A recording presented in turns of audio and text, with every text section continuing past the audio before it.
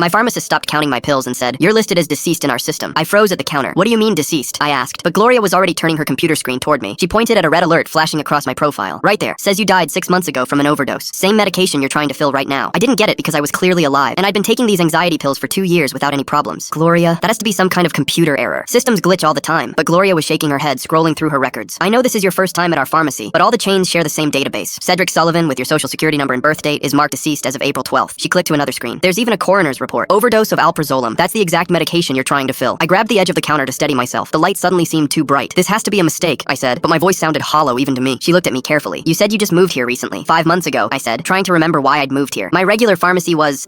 I trailed off, realizing I couldn't remember where I'd been getting my medication before. "Mr. Sullivan, where did you move from? Which pharmacy transferred your prescription?" I pulled out the prescription paper from my new doctor. My doctor wrote this fresh. Said it was easier than transferring old records. Gloria examined the prescription. "Did you tell him about your medication history, your previous dosage?" I nodded, but couldn't remember the actual conversation. Just knew I'd been taking the same pills for anxiety. "Let me check something else," Gloria said, typing rapidly. "The death certificate was processed at St. Mary's Hospital. The body was identified by..." She paused, reading. "Yasmin Sullivan, listed as spouse. There's also a daughter, Flora Sullivan, age 7. Says here she was the one who found you." "I don't have a wife," I said immediately. "I've never been married, and I definitely don't have a daughter." Gloria's fingers stopped moving over the keyboard. "Mr. Sullivan, according to this, you were married for 3 years. Your wife filed the death certificate. She arranged the funeral. There's a whole life documented here. Look, here's the obituary." She turned the screen toward me. There was my photo, smiling, wearing a suit I didn't recognize. Gloria read aloud, "Cedric is survived by his loving wife Yasmin, daughter Flora." The room started spinning. "That's impossible. I would remember being married. I would remember having a child." Gloria pulled up another screen. "Your employment history shows you left on medical leave in March, 3 weeks before your death." She looked up at me. "Where do you work now?" I told her where I worked. "Started 5 months ago, right after I moved here." Gloria's expression grew more troubled. "So 1 month after Cedric Sullivan officially died, you started a new job with Cedric Sullivan's social security number?" It was clear she thought I stole his identity. My hands started shaking as I pulled out my driver's license. "Look, this is me. This is my ID. Issued 4 months ago when I moved here." Gloria examined it carefully. "Did you have to show documentation to get this? Birth certificate? Previous license?" The memory was foggy. I told them I lost everything in a flood. They had me fill out extra forms. Gloria set down the license slowly. "Mr. Sullivan, I need to ask you something important. Have you been to any doctors or hospitals since you moved here? Had any blood work done?" I thought about it. "Just my new doctor for the prescription. No tests." Gloria frowned. "Because any lab work would immediately flag you as deceased in the system. The fact that you got a new doctor without triggering alerts is strange. Someone would have to actively override the death flag." I swallowed thickly. "This is what I'm going to do," Gloria said, picking up her phone. "I'm going to call the contact number listed for Yasmin Sullivan. We need to understand what's happening here." She dialed before I could protest. The phone rang 3 times. Gloria put it on speaker. A woman answered, her voice cautious. "Hello? Mrs. Sullivan? This is Gloria from Walgreens Pharmacy. I'm calling about your husband, Cedric." She didn't hesitate, saying, "My husband died 6 months ago. Why are you calling me?" Gloria looked at me, then back at the phone. "Mrs. Sullivan, I have someone here claiming to be Cedric Sullivan. He has identification and is trying to fill a prescription for his anxiety medication." The silence stretched so long I thought she'd hung up. Then her voice came back. Different now. Urgent. "Don't let him leave. I'm going there right now. 20 minutes. The line went dead. Gloria and I stared at each other. My heart was pounding so hard I could feel it in my throat. "Why would she want to come here?" I asked. "If her husband is dead, why doesn't she just call the police?" Gloria's face had gone pale. "Unless she knows what really happened to you." Full story on channel.